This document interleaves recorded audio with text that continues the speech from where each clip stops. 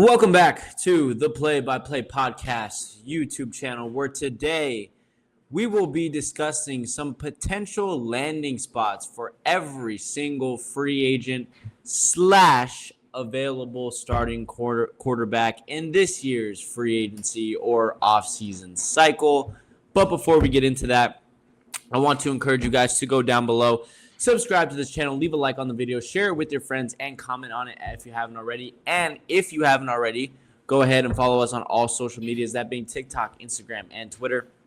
All those ads are going to be down below. On all of those social medias, you will get to see my latest reactions to breaking news within the NBA, the NFL, and combat sports. And you will also never miss whenever the podcast decides to upload an episode. And without further ado, guys, let's not waste any more of your time. Let's get straight into this.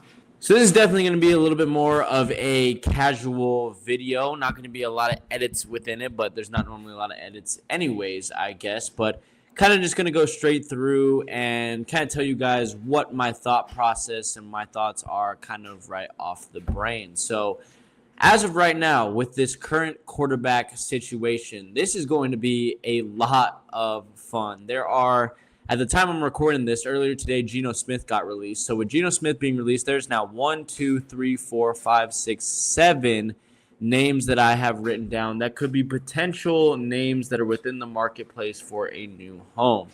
Now, in addition to that, I also wrote down some teams that could potentially need quarterbacks just so we can kind of separate the pack here. And I counted up a total of 11. Now, a couple of these teams do have a caveat, do have an asterisk because they are in certain situations. But overall, these are teams that I could potentially see that are shopping around for a quarterback. That is the Minnesota Vikings, the Pittsburgh Steelers. That could potentially be a caveat if Aaron Rodgers decides to come back. But there's also potential for them to get a younger quarterback, even if Aaron Rodgers does come back. You have the Jets, the Kansas City Chiefs, which that has an asterisk because that will likely be a one-season fix until Patrick Mahomes comes back fully healthy. The Dolphins, the Arizona Cardinals. I put the Las Vegas Raiders just because I know they're drafting Fernando Mendoza, but they've now just released Geno Smith. Could they potentially be looking for a backup? Is there any possible world where they don't draft Mendoza and maybe go out and get somebody else? I don't know. I'm just throwing them out there right now because they do, as of right now, have a need at quarterback. The Indianapolis Colts, there's an asterisk to that as well because that is likely for one or even just a half season because you do have Daniel Jones potentially returning. The Cleveland Browns, that one's interesting because obviously they have Shedeur, but I'm not sure of how much Todd Monken's staff really has in Shedeur Sanders at this moment. The Atlanta Falcons, and then finally the Cincinnati Bengals, and there's an asterisk right there because that's more of a backup role for the Cincinnati Bengals because Joe Burrow has been hurt so much and because there has been questions in terms of his motivation to want to continue to play football or at least play for the Cincinnati Bengals. So overall, I have 11 total teams, about 4 that have asterisks to them. So realistically, about 7 teams that could potentially be shopping for 7 different quarterbacks. And one of the other interesting things, real quick, before we start getting into the specifics of who is going to be going where, is that a lot of these free agent quarterbacks are pretty different from each other and are in a lot of, different stages of their careers. Not to throw out too many names, but you have guys like Kirk Cousins and Geno Smith who are pretty much more at the tail end of their career likely and are likely going into, their last or first of maybe 2 last contracts that they're going to be going into. And then you have guys like, potentially like Malik Willis and Anthony Richardson and whatnot who are still, kind of early on, maybe a little bit more middle to their career and are just trying to find, a new situation for them to go out and flourish as starting quarterbacks within this league. So no matter how this goes, no matter the predictions that I say, because again, these are predictions, these are not, guaranteed things to happen. I think it'll be really interesting to see where these guys end up and if any of these guys can revive or continue their careers with whoever their new teams are. But I'm going to stop yapping. Let's get into the specifics with this. Let's go to the top of my quarterback order with the first free agent quarterback on the board, and in my opinion, the best free agent quarterback on the board, that being Kyler Murray. Kyler Murray, obviously a couple of days ago, recently released by the Arizona Cardinals. There was a lot of turmoil and just kind of, I would say, flat out kind of betrayal between Kyler and the Arizona Cardinals. There was a huge amount of disinterest towards the latter of last year's season and whatnot. And now Kyler finds himself looking for a brand new squad. Now, if I'm Kyler Murray and if I'm this team that I'm talking about who's going to be getting Kyler Murray, in my opinion, this is an absolute no-brainer. It's the Minnesota Vikings. This is probably the easiest of the bunch to possibly predict. There has been mutual interest between both of the sides to potentially get together.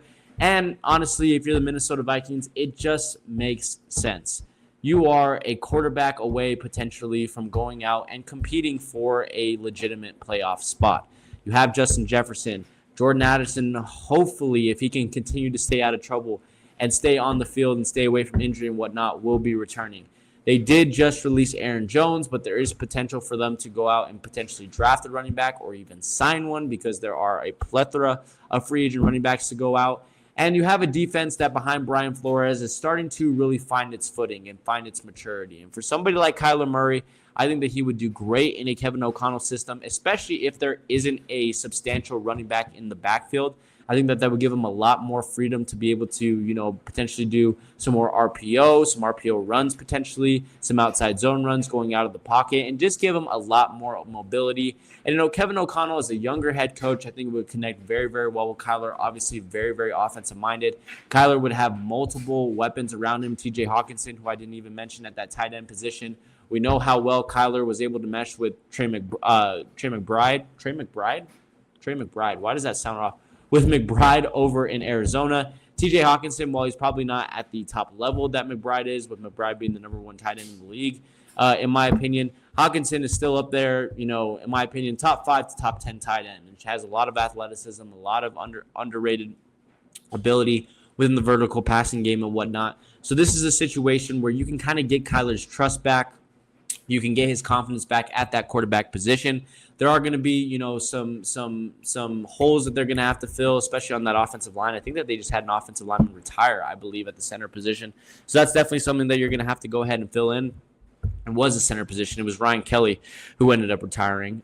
So you are going to have to fill in, a little bit with that offensive line. But when you have a mobile quarterback like Kyler, that's not as big of a need because he can have creation with his legs. And, you're still talking about a quarterback in Kyler Murray who is a former Rookie of the Year, who is, in my opinion, a Pro Bowl level quarterback. I mean, 2-time Pro Bowler within his career.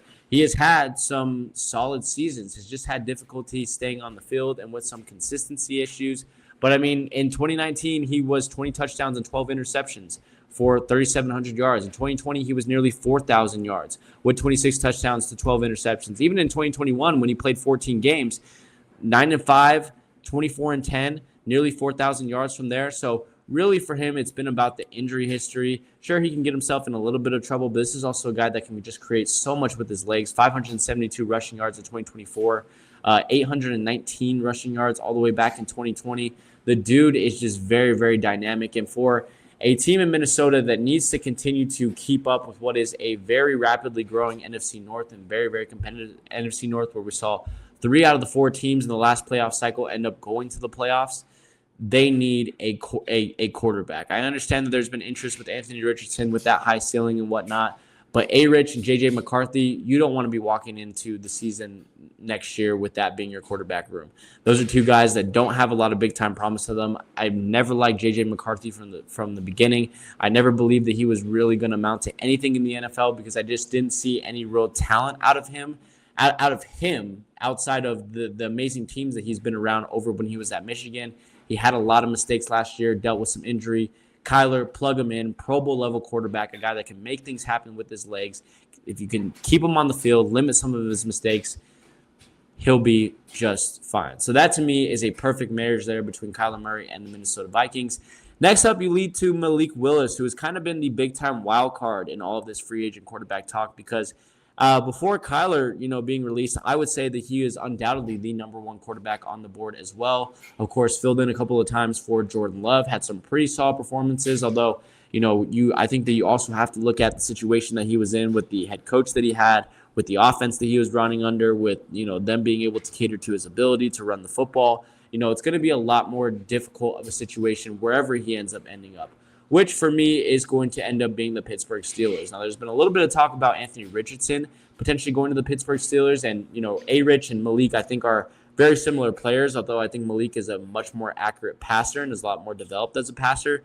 But for me, if you're Mike McCarthy, you're stepping into this next year. You don't know the status of Aaron Rodgers currently. You still have a pretty solid offense. You have Jaylen Warren in the backfield. You have DK Metcalf at the number one wideout. You're going to want to look to fill in more at your wideout spots all around and obviously fill a little bit more on that offensive line. You have a pretty dynamic secondary, in my opinion. You still have a really, really great pass rusher in TJ Watt. So go out and get yourself just a quarterback that can extend plays no matter what, especially when you're going to a Steelers franchise that is accustomed to winning. You need a talented and experienced quarterback. And Malik Willis, while he doesn't have maybe a ton of experience in a lot of big-time starts, has shown himself to be dynamic. You could run, we talked about the RPO a lot with the Kyler Murray example. You could run a lot of that with Jaylen Warren potentially. I know Mike McCarthy is a little bit of a, fancy type of offensive play caller. He likes to call some RPOs, some run plays and whatnot. Malik Willis is the perfect guy to go out and do that, and especially expanding the field in the vertical passing game, throwing down the field in 30, 40, 50-yard pass type situations. Malik definitely has the arm to where he can get some big-time extension. And, even if Aaron Rodgers does decide to return, that could be a nice little quarterback competition where you could kind of test Malik Willis' skill set out. If you don't feel comfortable with him going into that year, you could start Aaron for one and then, start him in the second, although you're probably going to be paying him a substantial amount of money, I understand. But, the big thing here is that I think Malik Willis is somebody that you're not really sure of at this moment. Sure, he has shown incredible talent, but there just hasn't been a massive sample size. Whereas, with A. Rich, for example, we know a lot of what he's done and the mistakes that he's made and, his inability to stay off the field. Malik Willis, we don't know a ton. He just hasn't had too big of a sample size for us to really, give a definitive answer. We've seen talent there. We've seen the arm talent. We've seen his development as a passer, especially coming over from Liberty and being drafted over from the Titans in the third round. But overall, you just need more. But putting him in an offense where he is going to have weapons around him, where you have once again, an offensive-minded type play caller to where you can utilize a lot of his running game and whatnot, that to me is where you could work. And even if you could, take pressure off of him, like we saw in the Green Bay offense with throwing a little bit more of the, check down plays, the screen passes early on, getting him into a rhythm, I think that would work really, really well. And that would give Mike McCarthy a potential out if he doesn't end up getting Aaron Rodgers back, or, if they decide to maybe go into the direction of a Ty Simpson. You could start Malik Willis for a couple of years, see how he is. If he's not working out, you can move to maybe a Ty Simpson out of Alabama, who you could definitely draft in the second round of this year's draft. To me, Malik Willis just gives the Steelers options. And with them not really knowing where they are right now in terms of contending, rebuilding with a first-year head coach, with not knowing the situation with Aaron Rodgers, with not knowing whether they could draft a quarterback in the first round, the second round, the third round, Malik Willis just gives you options, and he gives you a very, very, very high ceiling that you could potentially reach. So I think I have Malik potentially going to Pittsburgh. And now we transition from a much younger guy to a much older guy, and a guy who I think is on his last leg in the league, who is definitely likely going to be on his last contract, and that's Kirk Cousins. Kirk Cousins definitely at the end of his road for his NFL career. He is now 37 years old, and of course, the Atlanta Falcons move for him did not work out in the way that he wanted to. Very unexpected with Michael Penix Jr. obviously being drafted within the top 10 of that first round a couple of years back, and them just not being fully committed to Kirk even though they gave him a major contract.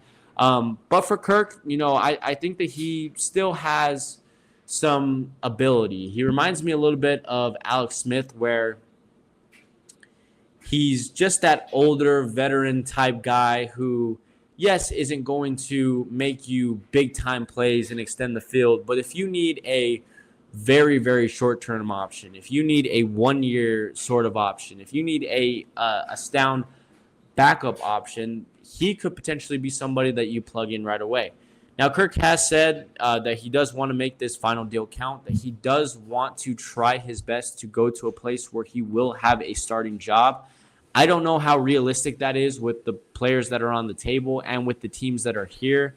I couldn't see a team like the New York Jets potentially taking a chance on a 37-year-old Kirk Cousins at this point in his career. But there is a team that I think he would fit in perfectly, and he's on a perfect timetable and that he could fill in for. And that is the Kansas City Chiefs, who, of course, As of right now, we're unsure what the estimated timetable is for a Patrick Mahomes return coming off of a torn ACL. Could that be at the beginning of the season? Could that be middle of the season? Could we not see, Patrick Mahomes at all, to be honest, and we ended up seeing him next season? Either way, it does seem like we are in a world where Mahomes is definitely going to miss at least a couple of games. And to me, Kirk Cousins plugging in, that would be your perfect bridge to getting Mahomes back. Now, the big-time question that I have with the Kansas City Chiefs is, what are they looking to do next season? Because obviously they just traded away Trent McDuffie to the LA Rams. They got some big-time draft capital out of that, so they are looking to get a little bit younger, draft some younger talent and whatnot. That was really a big-time cornerstone of your defense. I would say Trent and Chris Jones are the two, big men really on that defensive side. Trent's now gone, so are you looking to rebuild? What are they going to be looking at with those two draft picks? Could they be still, adding weapons to their offense, because they definitely do need it? Could they be adding, maybe a top tackle and a wideout? Could they be drafting Jeremiah Love at number 9 overall and then getting, one of the lower offensive tackles later on with that 29th, 28th pick? Could they be packaging those to potentially trade up, get one of the better defensive pass rushers like a David Bailey or an Arvell Reese? Or, are they still going to look to be aggressive, especially within free agency, and go out and get veteran guys like Tyreek Hill and whatnot to return to their squad and reinforce their offense with a veteran-level offense? Are they going to be in the free agent market for guys like Breece Hall and whatnot at the running back spot, because that has been such a big hole within their running game?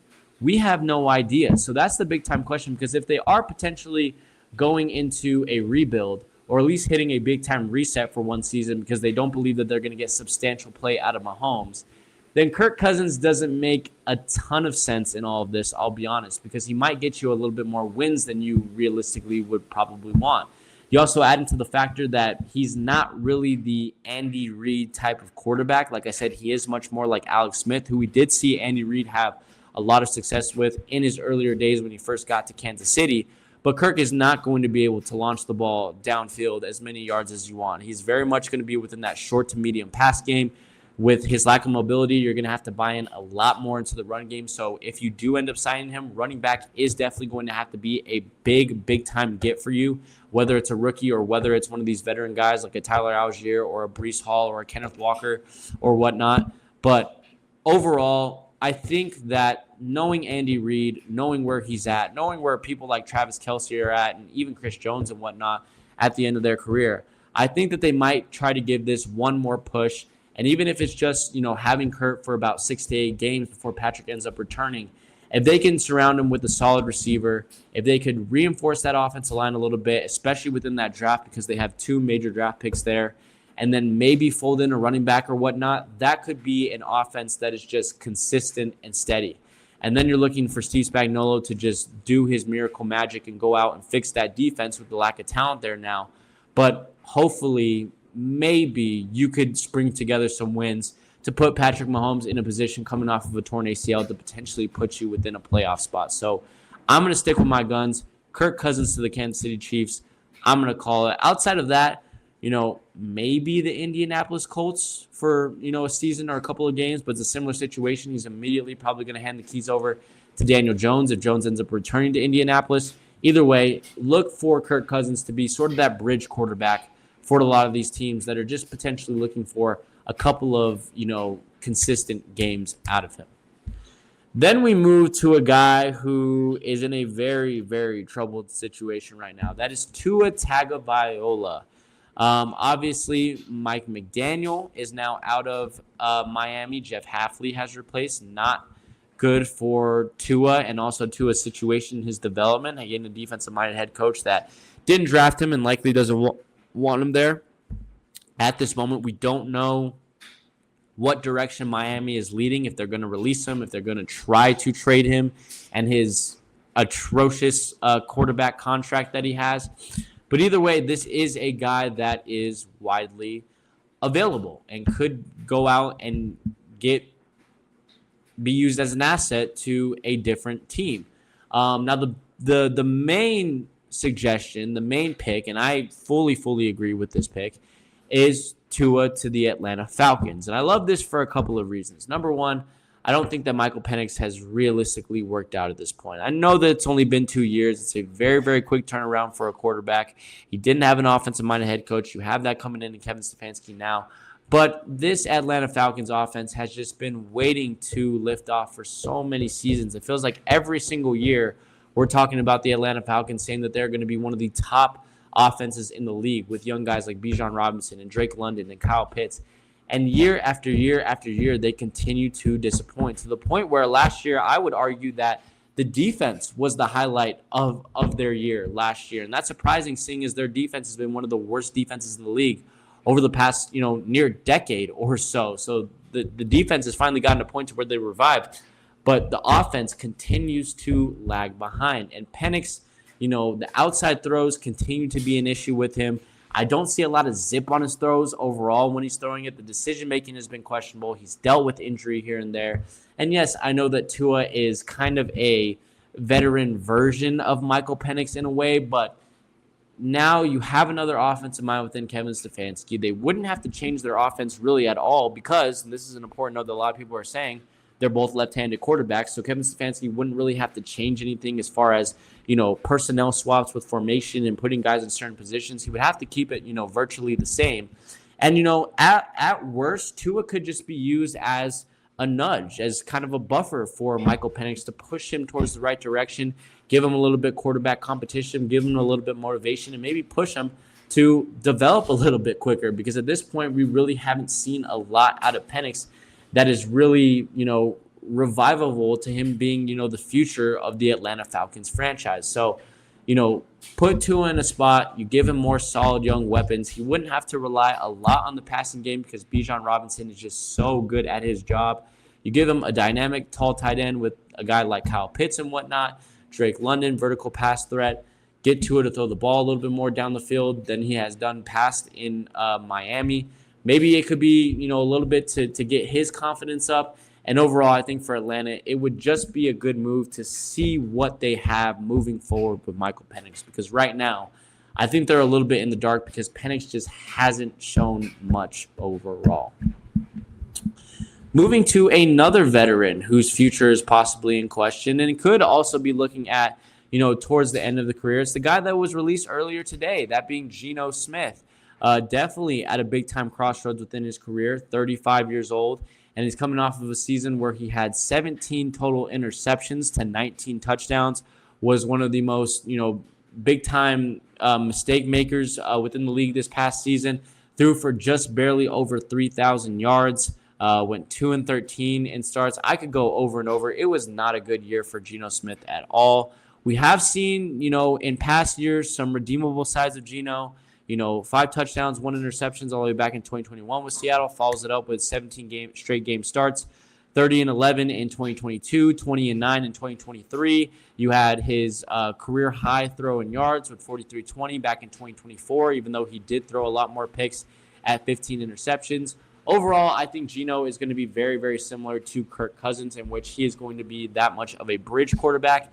And to me, because of that reason, you're going to be looking at teams like the Chiefs. You're going to be looking at teams like Indy. You're going to be looking at teams, and this is my personal pick for him, like the Cincinnati Bengals, who I think that Cincy should give a really good look at somebody like a Geno Smith. I think that Cincy really needs to look to get a substantial backup in place because Burrow's been hurt a lot. Burrow has clearly not been as motivated as he once was to play football, or at least be on Cincinnati's organization as a whole. And that was a whole nother video that I went through. Go ahead and check it out. It was a couple of months back. But to me, Burrow is not on steady feet right now, whether that's by his own doing, whether that's by the organization continuing to throw their own organization into a dumpster fire, whether that's whatever you want to call it. Either way, Cincy cannot continue to be paying guys like Jamar Chase and T. Higgins the amount of money that they're paying them and not get substantial production out of their offense. And as Jake Browning, even though Jake Browning at times has shown some redeeming qualities and has been able to lead the team to wins. Overall, he's just not like that one meme. He's just not that guy. You're just not that guy, pal. And not to say that Geno Smith is that guy and is going to lead you to a 10-7 season if Joe Burrow were to get hurt game one, but I would trust Geno a little bit more than I would with Jake Browning. Even though Geno throws a lot of interceptions, he also tends to throw a lot of touchdowns as well. It's kind of a 50-50 apples and oranges types things. He's not afraid to sling the ball, which, again, with big-time deep threats like Jamar Chase and T. Higgins, with a guy like Zach Taylor that loves to extend the ball down the field, especially within the red zone, Geno is somebody that won't be afraid to sling it. Will he make the best decisions? Absolutely not. I 100% agree with that. But overall, he is somebody that I could potentially trust with a solid team around him to potentially lead them to some wins. Now, again, Cincinnati's lineup is far from complete. That defense is terrible, especially if they end up losing Trey Hendrickson this year. The offensive line continues to struggle. The backfield saw a major regression from, the prior year with guys like Chase Brown and whatnot. The team has a lot of holes, but to me, you have to have an insurance option for Joe Burrow. It doesn't really make sense for the other guys because you would just have to be paying them way too much money, like guys like Malik Willis and even Kirk Cousins. With Geno, you could get him on a veteran minimum type deal. I don't doubt that he would be happy to just sit on the bench and sit behind Joe. And if he's forced to come in, he can launch the ball down the field, try to get things going, and just keep you out of, another 8 and 9 season, 7 and 10 season. Because that's the other thing. I mean, at the worst, if Joe ends up getting hurt and Geno ends up coming in and he ends up effing things up, then you have, a 3-14, 4-13 year, and at least you can get substantial draft capital out of that, especially in the draft next year that's absolutely stacked. So to me, Geno could be the perfect backup quarterback, whether he plays, whether he doesn't, whether he does great, whether he sucks, because he can lead you to potentially either a playoff season or top of the draft order. So either way, I think that that's a solid option. Get rid of Jake Browning, put a veteran presence in there. Maybe Geno can help Joe out a little bit mentally because Geno has been, up and down within his career and has gone through tough seasons. So maybe that could be a voice of reason. I don't know. Either way, they need insurance, and they definitely need somebody to get Joe Burrow the freak out of his head because we need that brother back playing to the top of his potential. And speaking to somebody that you would love to see playing at the top of their potential, the next guy up on this list is Anthony Richardson. Oh my goodness, what the heck are we going to do with A-Rich? The dude is just not a developed passer at this moment. And it sucks to see because he just has so much ability with his legs, especially with his thicker frame. He has so much ability to just truck through anybody that comes his way. I have a couple of options, and I even have a team that's not even on this list right now. The Arizona Cardinals are my top option right now. I think that Arizona is definitely within their rebuilding phase. They are on a timeline where they do not need a all-pro level starting quarterback right now, especially with a new offensive-minded young head coach in Matt LaFleur, who's going to be figuring out head coaching. So for me, A-Rich is definitely on their timeline. You have a bigger receiver in Marvin Harrison Jr., which would allow him to extend the play downfield. The Cleveland Browns are another option that I have, just to bring in a little bit of competition with Shedeur Sanders. Again, I don't know what the confidence really is right now from Todd Monken and his staff with Shedeur Sanders. I could potentially see that. The Pittsburgh Steelers have been somebody that has definitely been mentioned within this. While I do understand that with Mike McCarthy's offensive creativity, I just think that A-Rich would be too much of a project. And with Mike McCarthy definitely being an older hire, I don't know how much time he's realistically going to be with the organization, if he would have the patience to develop somebody like an Anthony Richardson. The New York Jets, who we haven't even mentioned once on this list yet, to me, I just don't think that Aaron Glenn can realistically take that risk right now. Even though they don't have a quarterback in place, I think taking a swing on Anthony Richardson would be a big-time mistake when he is already on the hot seat, despite, the talent that offense surprisingly has on their field. But the final team that I realistically have, we said the Cardinals, we said the Browns, but I put the LA Rams on here, and I think that the LA Rams could potentially be an interesting spot for him. Sean McVay is sneaky. he's a sneaky, very smart guy. Again, younger guy in this league, even though, he's now has years and years of coaching under his belt. How well would it be if you put Anthony Richardson behind an established older veteran like Matt Stafford, who has been through it all? He's been through injury. He's been through losing seasons. He's been through Super Bowl winning seasons. You put Anthony Richardson, if, Stafford were to get hurt or if Stafford retires after this next following season, Richardson would have Blake Corum, Kyron Williams in the backfield. He'd have Puka Nacua, Devontae Adams. He'd have a pretty solid offensive line. He would have an evolving defense that now has a secondary with Forbes and Trent McDuffie and Jarek Verse as a pass rusher. Like, he'd be on a very, very talented team. He'd be backing up one of the best veteran quarterbacks in the league, a definite Hall of Famer in Matt Stafford, one of the best offensive minds that we've seen probably in the history of football. To me, it would just be a situation that would give Anthony Richardson time. It would put talent around him, and it wouldn't really put any pressure on him to realistically go out of his way to be somebody that he's not, immediately outside of year one, which is, this great, accurate quarterback. He could kind of just sharpen his skills, sit behind a year. I don't think it's a good idea to just throw him out into another bad situation like Arizona or even Cleveland, like I mentioned, or New York with their bad front office job and head coaching that they've done so far. I don't think it would be a good idea just to throw him out there and just try to get him to work with what he has when he really doesn't have anything, and he already has low confidence and an injury history. So give him a break, allow him to be with a crafty offensive mind behind one of the better veterans, high talent, and just let him sharpen his skills for a year. Bring him in for after a year or two after Matt Stafford retires, and just see what that voice of reasoning and what that development could do for him after a year or two. And then finally, the final quarterback on my list. This isn't even a guarantee that this quarterback is going to be coming back to the NFL, but he has mentioned that he'd be willing to come back if it was for the right team. And this is definitely somebody that could see a lot of teams vying for his services. That is Derek Carr. I have so many teams on this list for Derek Carr. I have the Indianapolis Colts.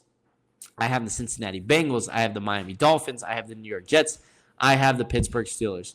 Now, really quick with the Bengals, it was kind of the same reason with Geno Smith. Have him serve a little bit as a backup, just being an insurance policy for Joe Burrow. Not a lot else outside of there.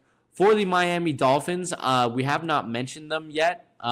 If Jeff Hafley continues with a similar style of offensive play calling like Mike McDaniel and plays to guys like Jalen Waddle's strengths, you're going to be having to throw the ball downfield. And if there's one thing that Derek Carr can do and isn't afraid to do, it is to sling the heck out of the freaking football. He will launch that baby down the field whenever he feels like it.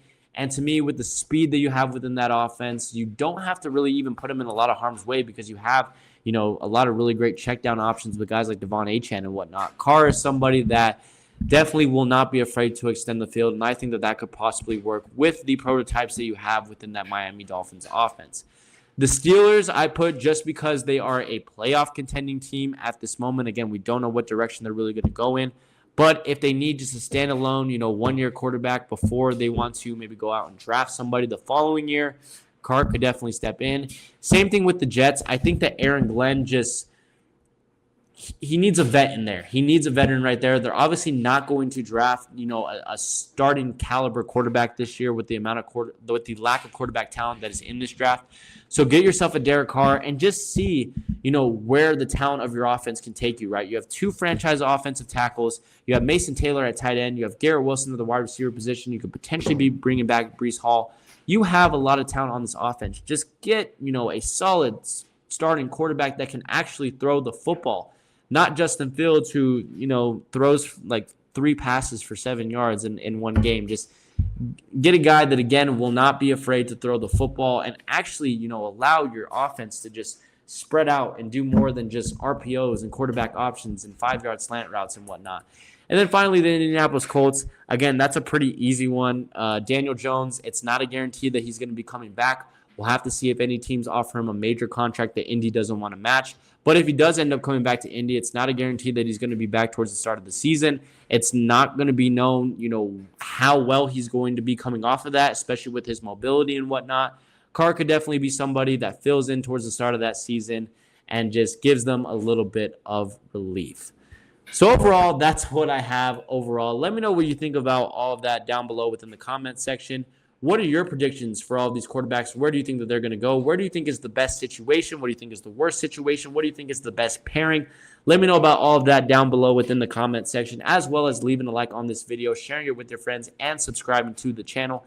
And if you haven't already, go ahead and follow us on all social medias, that being TikTok, Instagram, and Twitter.